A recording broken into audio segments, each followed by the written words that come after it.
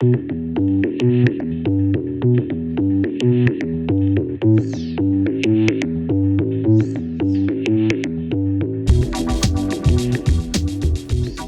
it going? Welcome to another episode of Lost Like Mike. I am your host, Mike Gonzalez. In this episode 53, thank you for subscribing. Thank you for visiting, for listening, for the messages at lostlikemike@gmail.com. My dog right now, the reason why I'm kind of laughing is I have this bedspread and I washed it and semi-dried it, but you know how you have to lay it out, kind of put it under the fan, let it dry.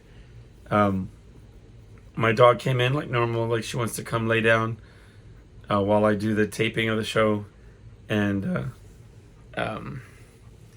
she came over. She went up next to the bed, and I said, "No, I'm sorry, it's wet."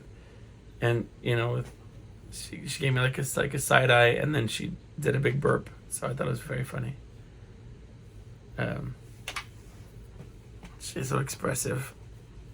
It was funny. I should hit record before I did that with her, because that would have been really funny. Anyway,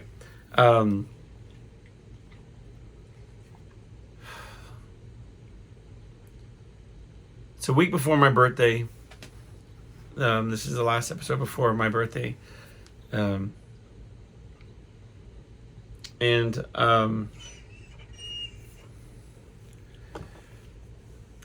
already started my list of things that I do. As many people know, I've talked about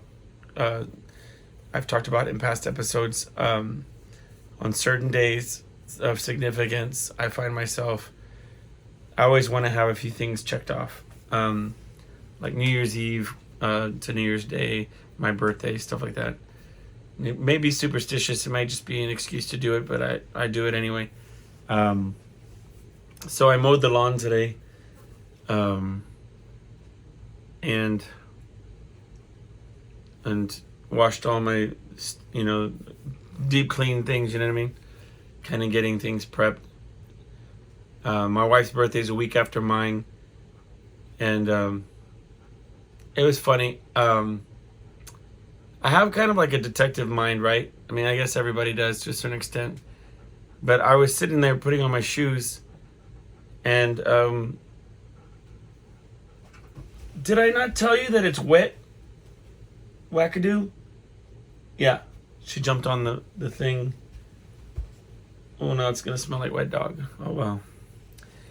Sorry, my dog just jumped on that wet bedspread that I spread out under the blanket. Oh, man, but she's loving it. I wish I could show y'all. But if you're just listening, she's loving it. Anyway, when I went out to a little mini vacation, we went out to this beach, and I had these sunglasses on. The backstory on it is my wife has a tendency of buying me certain things, like shoes, a wallet, sunglasses, that, like, if you really ask me, I think that people want the opportunity to select them. They're very personal things, right?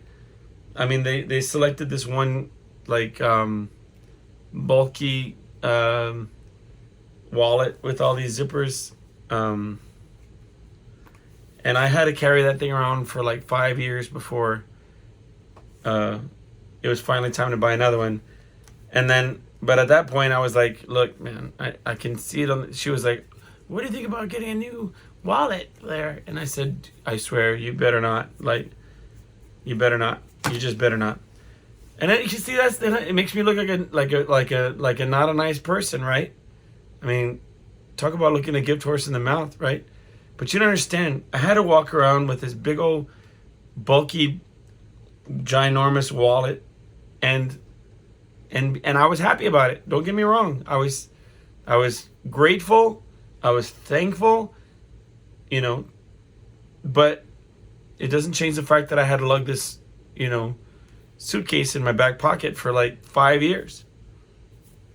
Okay, well, I'm the same way with a lot of different things. Like, I I just as soon as many people would just as soon not get the surprise, and just get like be told like, hey, and it comes from being the way that I was brought up, you know.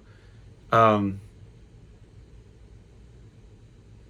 remember as a real small child, I was fine with it. When Christmas came around, they'd buy the Tinker Toys and the little, you know, the different toys or whatever.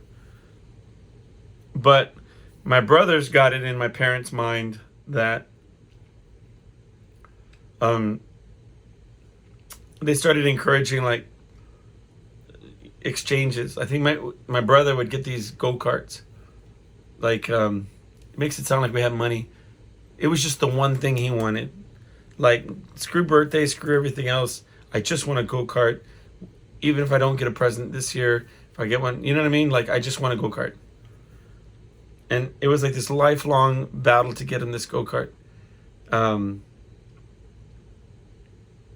they bought one for him, I remember. And we took it to the local high school. It had a giant parking lot. It was like 2 blocks from our house. And we set it up, and he starts doing these circles, these laps. And we're all like, cool, Dad, can I try it? I was way too young. No, son. Let's just watch your brother. And I was like, zoom, zoom, zoom, zoom. He's going in the circles, and he's going faster and faster, and he won't stop. And I'm like, dang, this guy's like really good at this, or like he's going fast.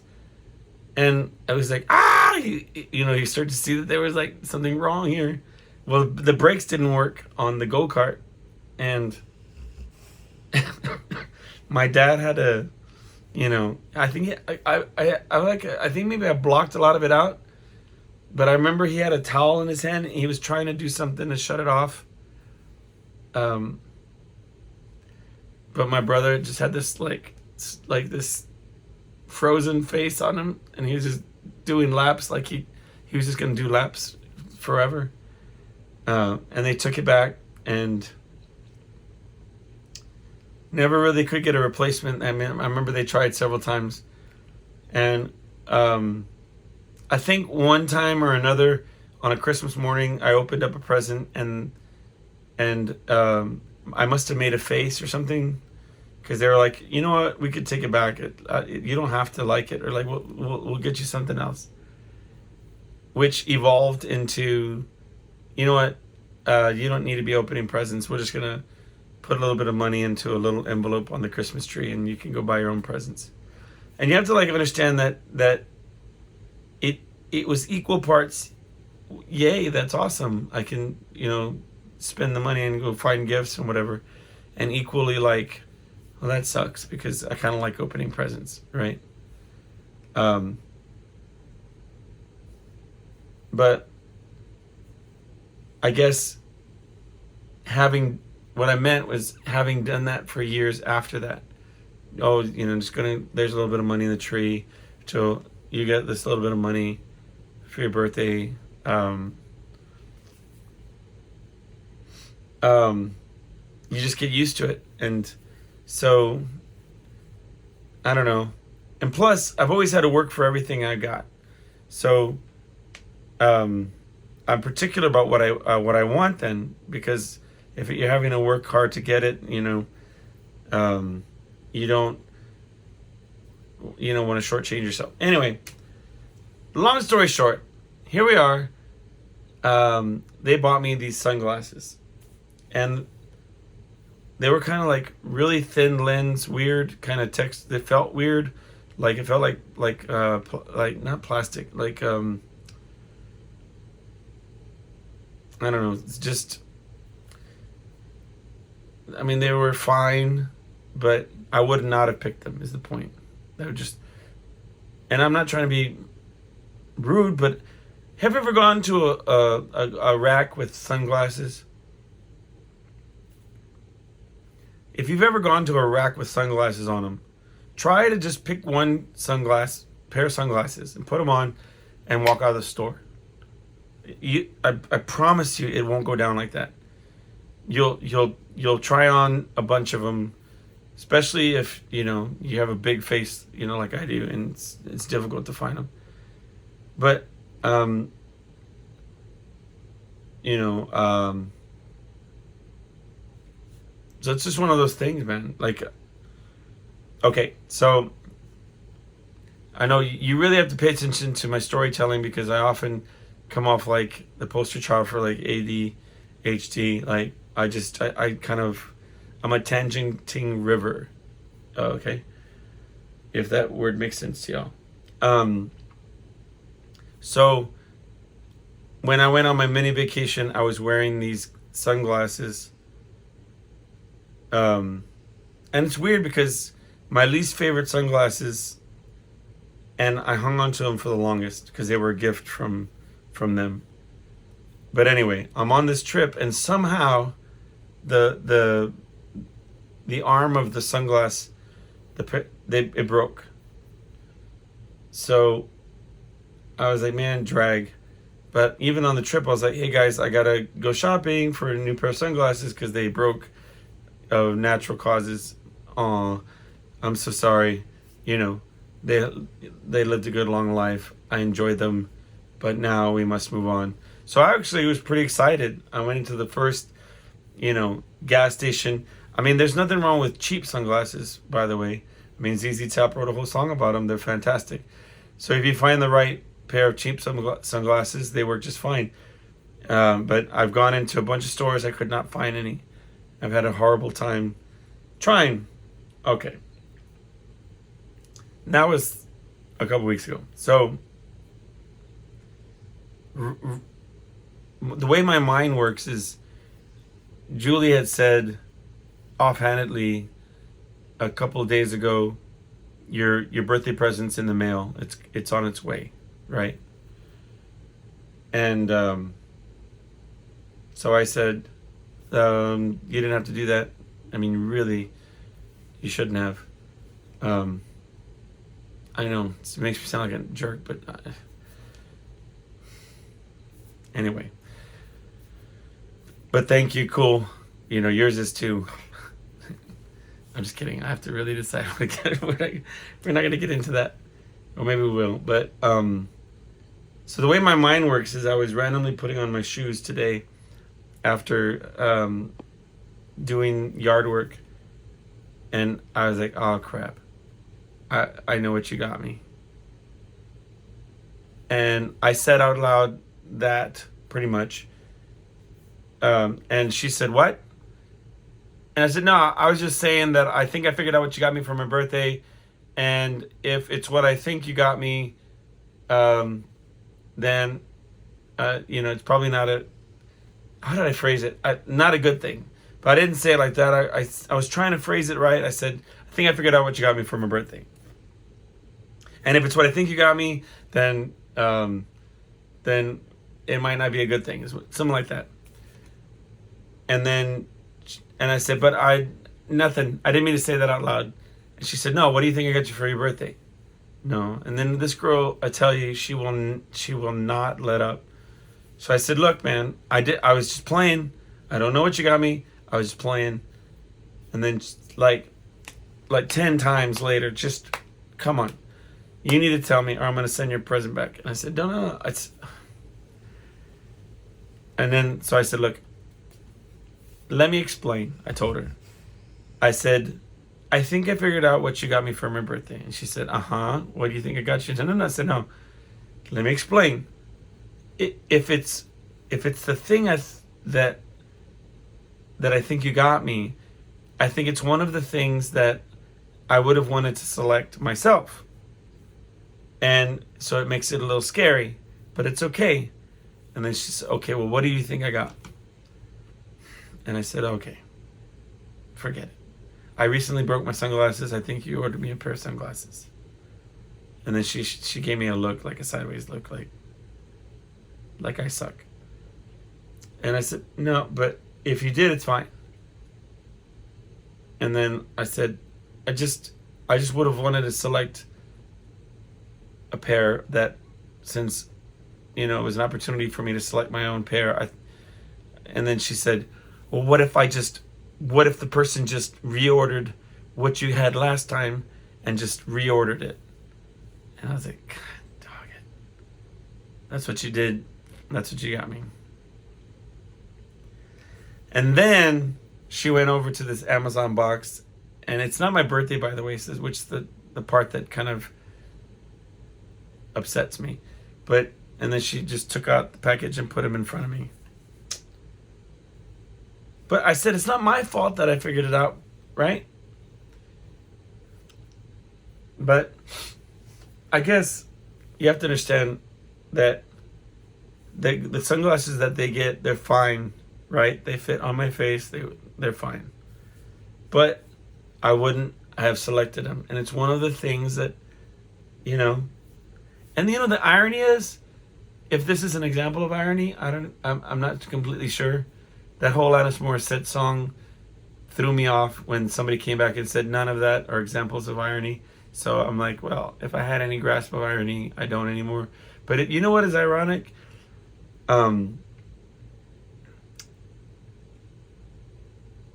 If I would pick anything for her,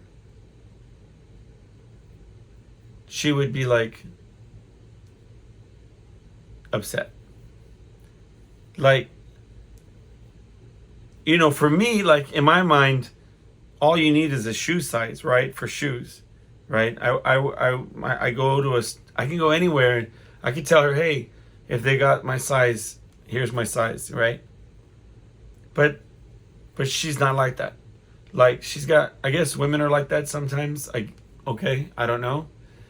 But she would be like, sometimes I'm this size, but sometimes I'm this size. Sometimes it has to be wide, sometimes it's regular, you know, and all these different specifications for shoes. And I'm like, dude, okay. Like I remember every birthday, every Mother's Day, every Christmas, everything with her, she'll send me specifics of you can either buy me this or this or this. Show these to the baby, let her pick which one she likes, and I'll be happy. She's like, I just want to be surprised on my birthday. The hell you do. I mean, the only way you could surprise, I mean, like, she just picks out what she wants, and so it makes it easy though, right? I just never, like, she just tells me, I already ordered your stuff, it's on its way. I would prefer to be able to be like, you know, sounds a little cold-blooded, right, to be like that, but whatever. So I figured it out, and now that's what I'm getting for my birthday is nothing, because she just handed it to me on a regular day, like as if I just went to the store and bought the same thing.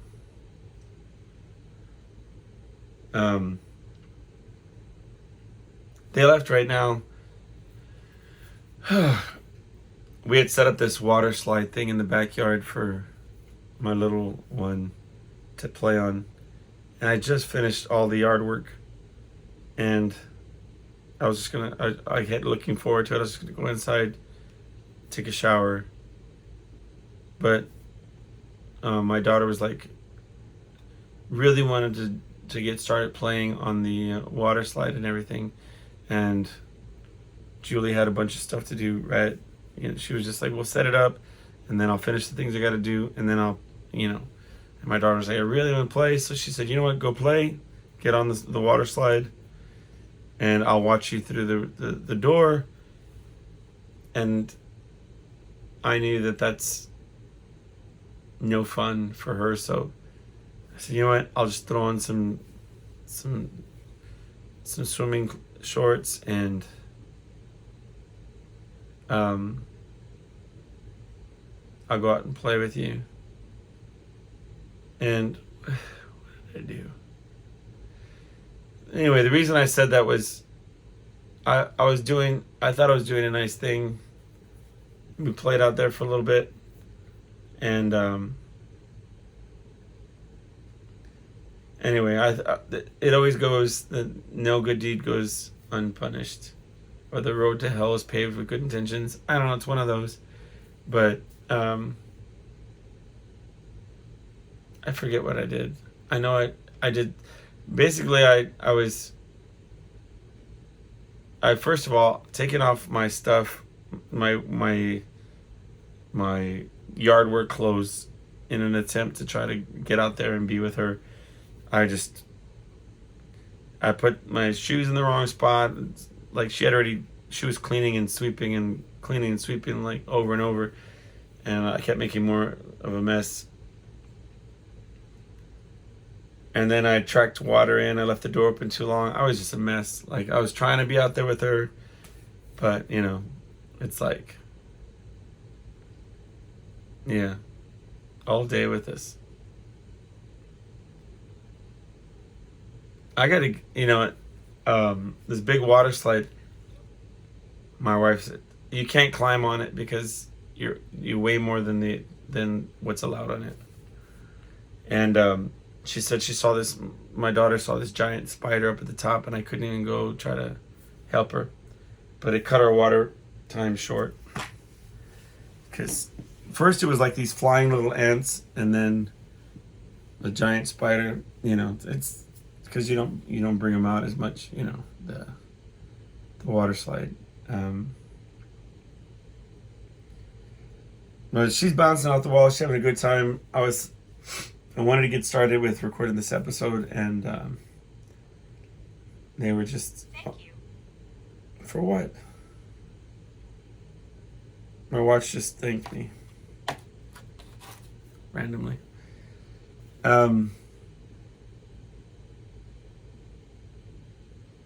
So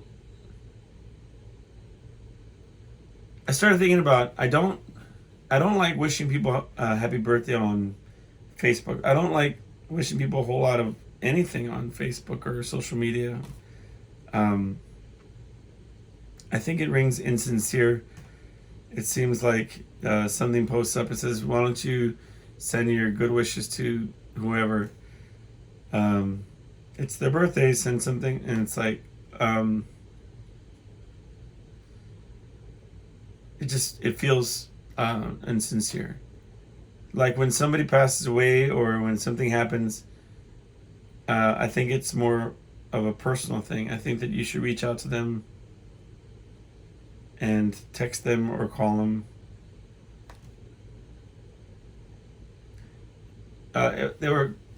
Somebody was quoting somebody else, and which, yeah, I love how it's so specific, but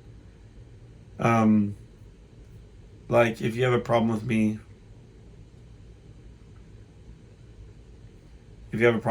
then text me or call me. If you don't have my number to text or call me, then you don't know me well enough to have a problem with me, or something like that. But I think when it comes to like having a birthday party, or not a birthday party, just having a birthday in general, I was talking to my mom about this. I never really had like I can count the times that I had a birthday party. I think my sister threw me one birthday party when I was 10, and I think we had a get together before that, maybe once or twice. Like, what we used to do is roll it into one. So they would say like, okay, well, we're not gonna do anything right now for your birthday, but when these birthdays are all close proximity, and like summer birthdays, or we're gonna all combine them and have like one dinner for everybody's birthday. And it's not like it was like a money thing, right? Because it's not like they wouldn't buy pastries or like, dinners or whatever the case is. It was just more like of a getting together kind of thing, or getting everybody on the same page to get together. But I don't know. I guess it goes back to like, these are the things that build our expectations, so I don't really see it as such. But I think about and it's one of those things that you kind of think about every year, or like every now and then. Um, I think, like, well, do people are people less inclined to, like, do I have close friends that care about celebrating certain things, like surviving another year, and having like a birthday, or not? I remember people like Prince would say he doesn't recognize birthdays or talk about them or like acknowledge them. It's how he stays young, he would say.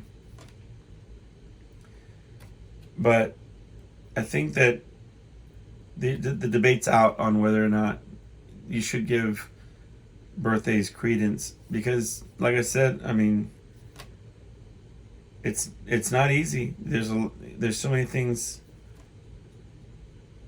that can happen to you, especially as you get older. Your surviving is a very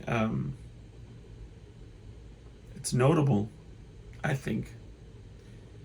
I'm not saying to focus on, oh, you're 365 days have passed and you're one more year older.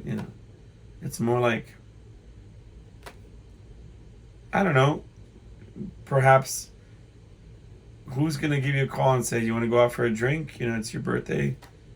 Do you want to hang out, listen to some music, maybe talk about it, about just have a hangout time or whatever? Or some family and friends wanted to have a dinner with you because, it's a big deal, or it's a deal. I don't know. I know that certain landmark ones, like when you turn like a even number, like 20, 30, 40, 50, like, should be something.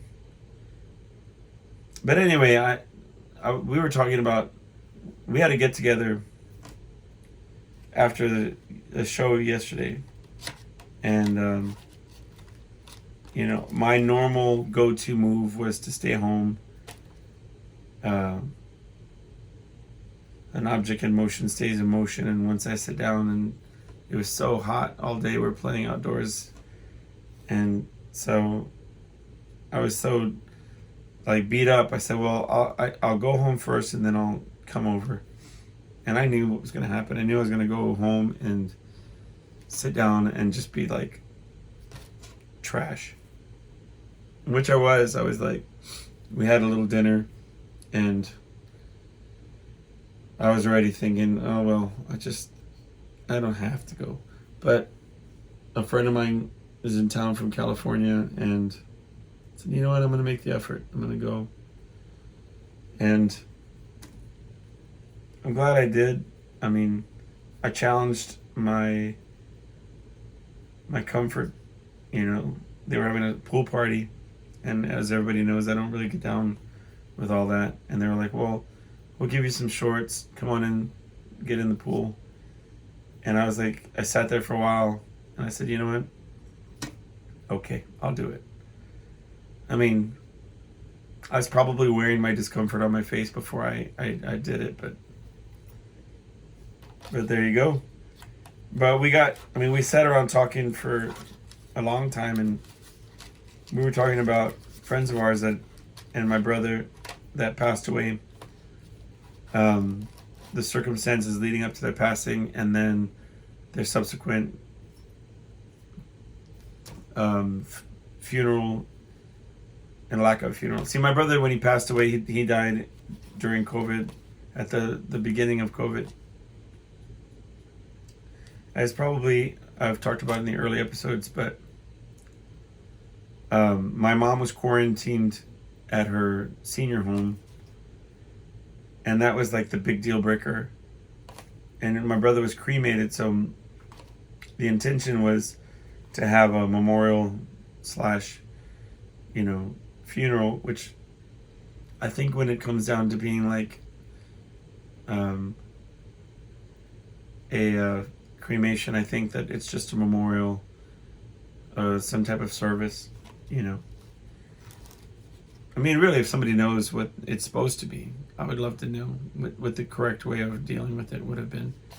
But my mom could not attend, so we didn't want to do it without her being there. They wouldn't even let her go to the hospital. And my brother was a good man, and he did a lot of good for a lot of people, and in his own way. Like, he was a true friend to his friends that he had. He dealt with a lot of things, but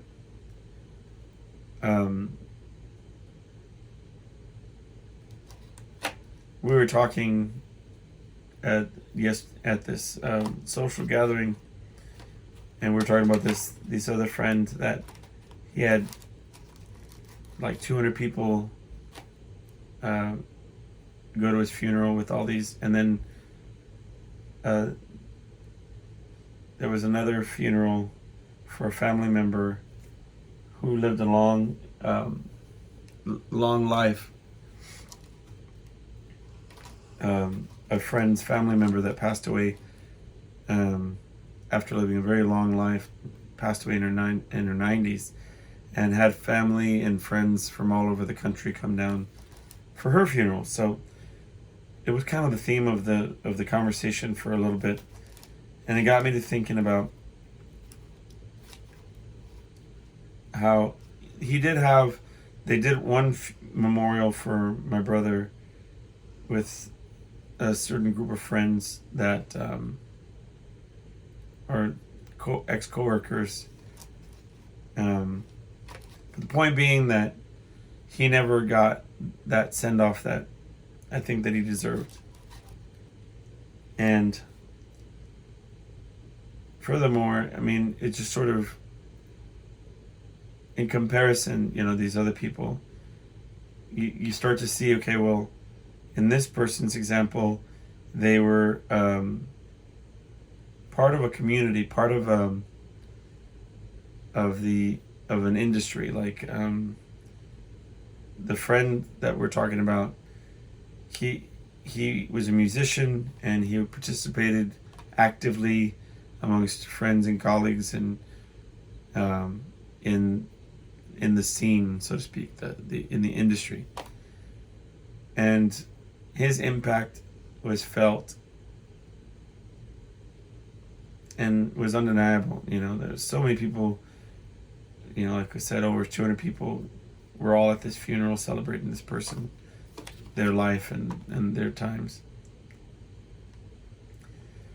And on this other hand, it was a matriarch of a family who lived a long life,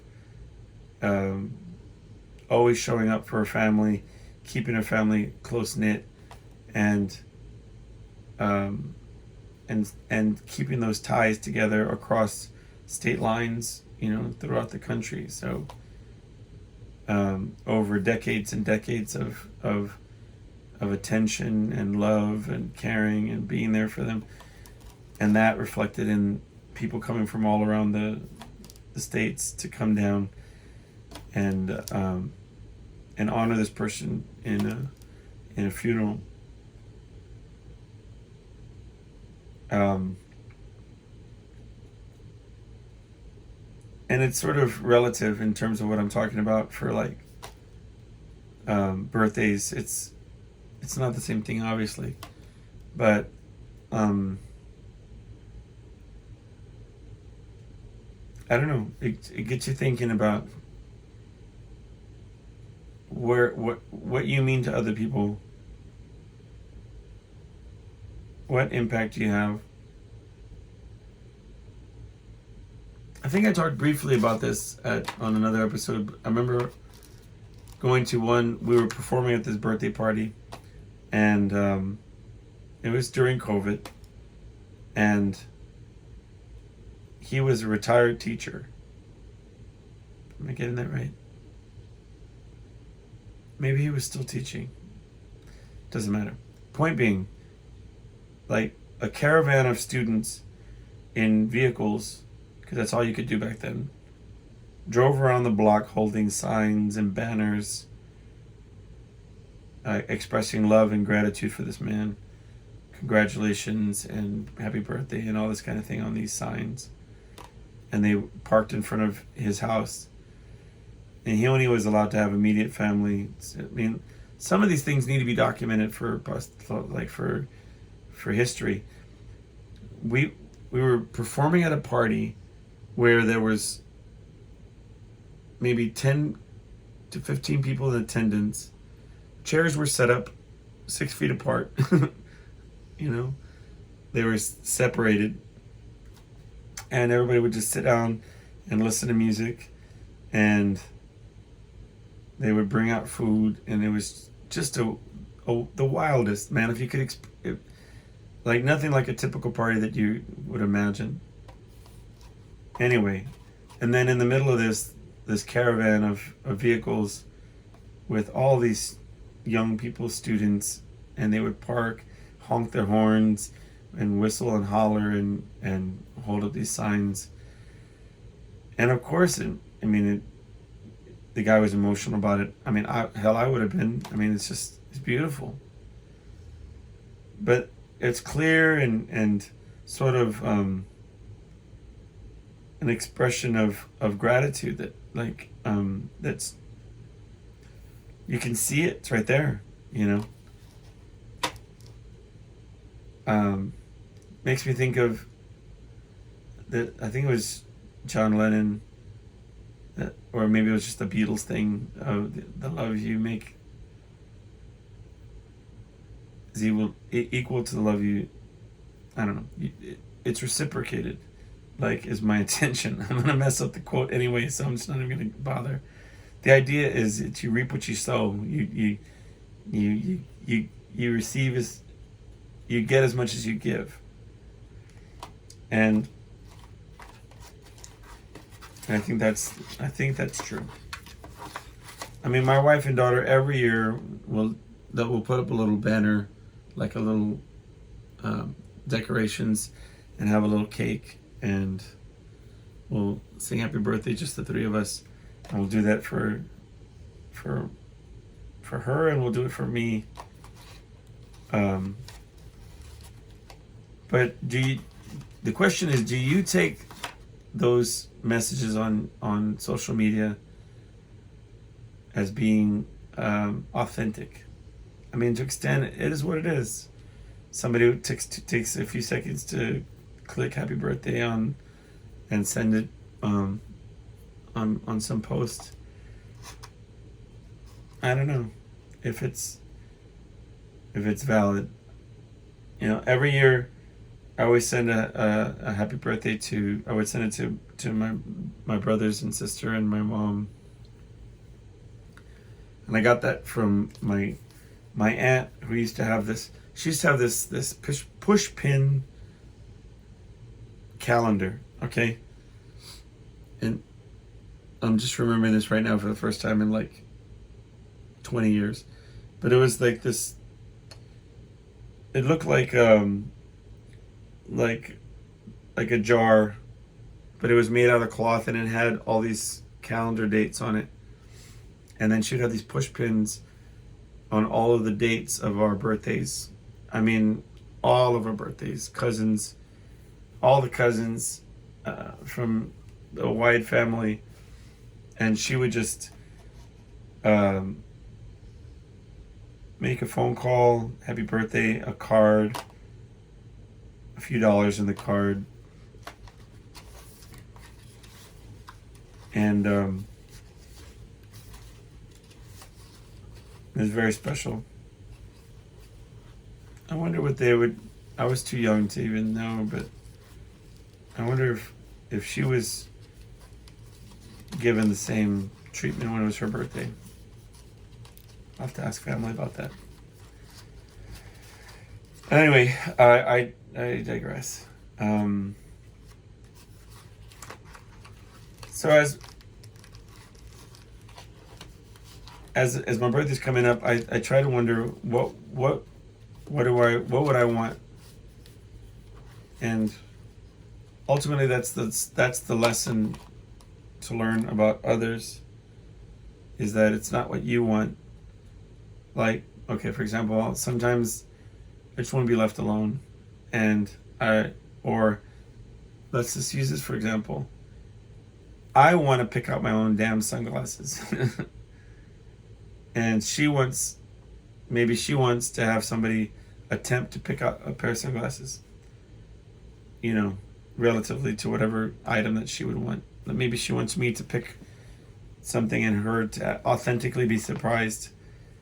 But meanwhile, she's trying to do what she wants done. Do unto others as you want to be done to you. When in reality, it should be do unto others as they wish to be done.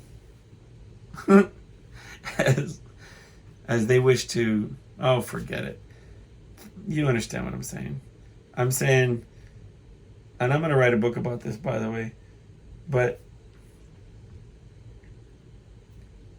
you got to figure out what the person wants, how they want it to be done, what they want to be done, and try to give them that there. That's what I mean. There's nothing wrong with that. But I think,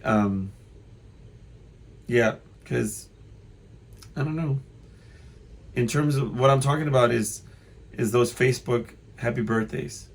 I keep going on and on about saying how I just think that they're not personal, and I don't think that they're like authentic or real. But the point is, it doesn't matter what I think. It matters what the person receiving the happy birthday, that might be the highlight of the year.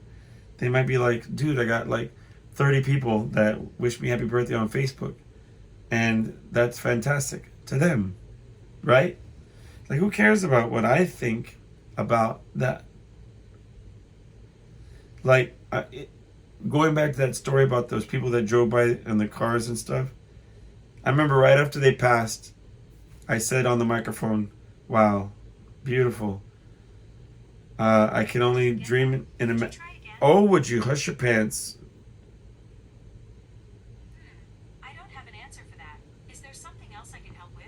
No, Siri, I'm just playing. I'll talk to you later. I'm not sure I understand. I'm not going to talk to her anymore. I just legitimately thought I had to respond to a voice prompt.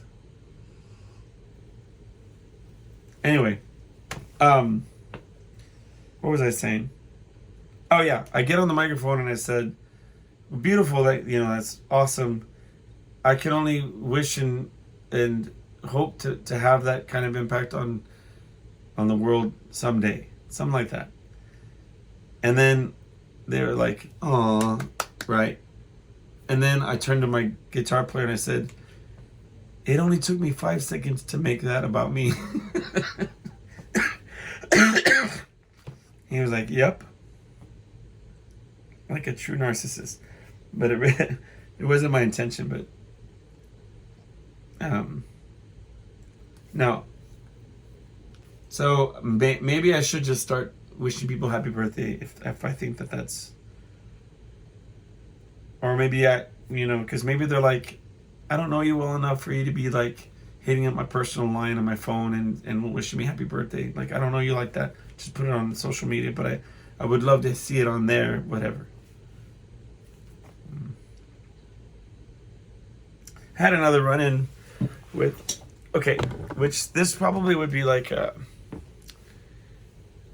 I've been thinking a lot about how this reflects on my perception, or the perception of what I think of, number one, homeless people, and number two, people that suffer from mental illness, specifically schizophrenia.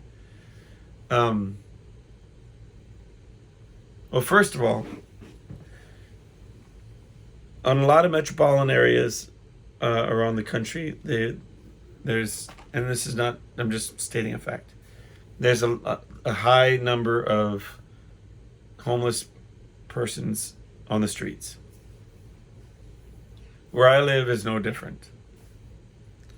However, our number one, one of our, it is our number one source of revenue in this city is tourism. So they do try at times to limit their presence in the downtown area. That's not to say that they're not there like all the time.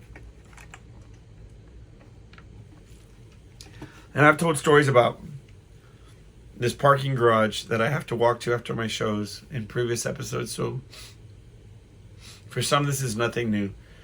But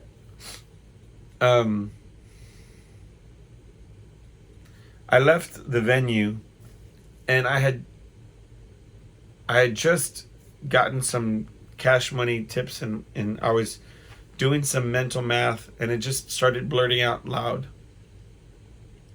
I didn't even realize what I was doing, but I was coming around from the venue. I have to go upstairs from the river level where I'm at up to the street level. And there was a homeless man, and he was blocking the stairway. But I was deep in thought, and I was like saying like, so it's 5 plus 10. No, I have to divide that by 2. I was basically going through this equation out loud. And the dude kind of looks at me like I was crazy. And he scoots out of the way, and I go up the stairs. And as I'm going up the stairs, I'm like, oh, he thought I was cuckoo pants, and like got out of the way because he thought that I was, And I did look a little disheveled because I just sang for 4 hours in the sun. So I was sweaty, and, kind of my hair was matted, and I had a backpack with my water in it. And so I probably looked homeless myself. So he's like, probably didn't think he was going to make any money off of me, or he probably was thinking he was wise to keep his distance from me. So I'm walking up the stairs thinking about this, like about the intimidating properties of kind of coming off, nutty.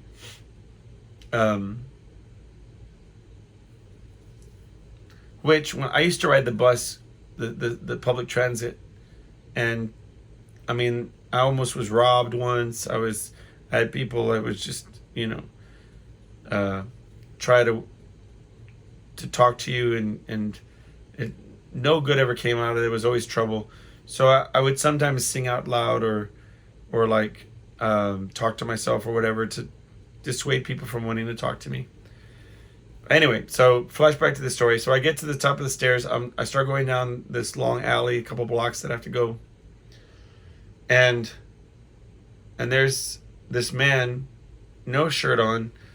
His shorts are real low, kind of, and he's drenched in sweat. And he's yelling at the top of his lungs, kicking things and throwing things around this dumpster. A real incoherent, just no discernible like problem that he was having. It was kind of saying stuff like, "You're not the king. I'm the king. Wait, don't come over, talk to me. I'm gonna beat you." And he's just throwing things at the dumpster, kicking the dumpster. And I'm like, great, dude, here we go. And I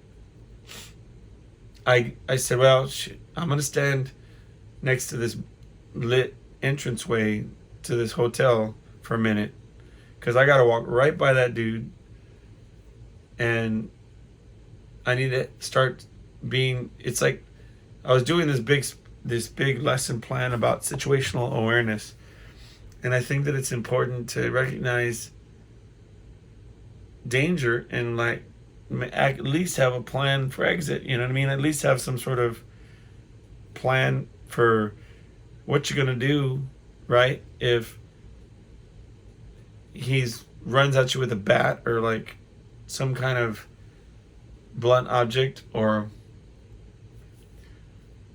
a knife, or God forbid, or whatever, or if he just starts wailing on you, like, what are you gonna do? And like, I don't know if we've talked about my knees are not 100%. So anyway, he's yelling and cursing, and I'm just like waiting for a minute, and he's across the street, but he's right where I gotta go. So he starts making a beeline going away from where I'm at. So I'm like, cool, I'm gonna start walking. And then all of a sudden, he stops, crosses this, and as I'm walking, he crosses the street to where I am, in front of where I am, and he's gonna walk right by me. The whole time, yelling, wailing, and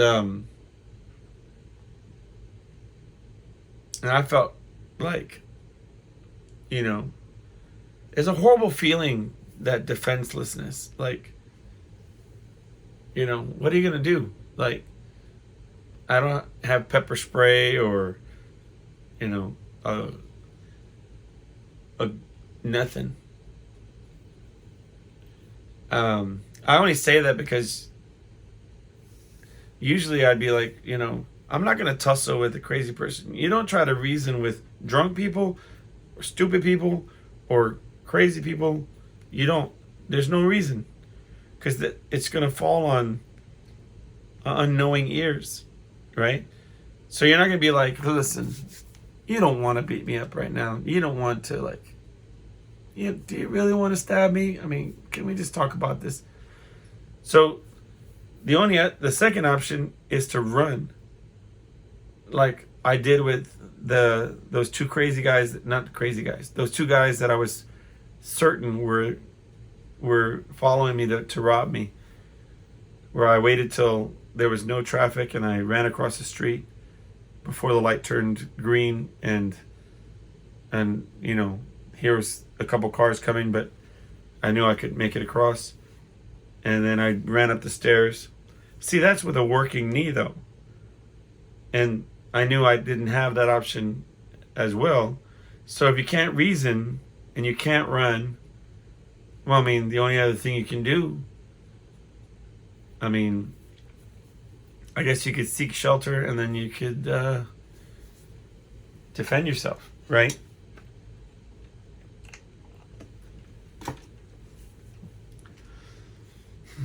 My kung fu is not that good, man.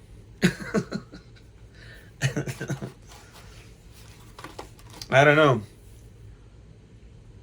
That's why I always say I don't want a gun. I don't want any. I just it's a horrible feeling. Can you imagine?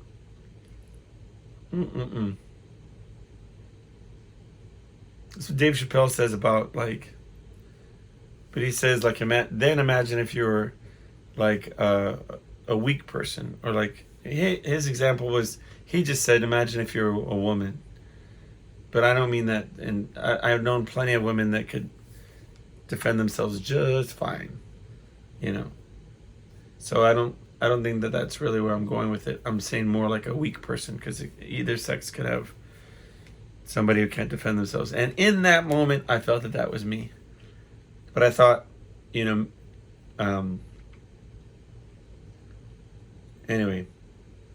it was just a horrible feeling to think that. But I walked right by him. I was like, dude, all right, I'm not going to engage with you. I'm not going to try to talk. I'm just going to walk by you. And, of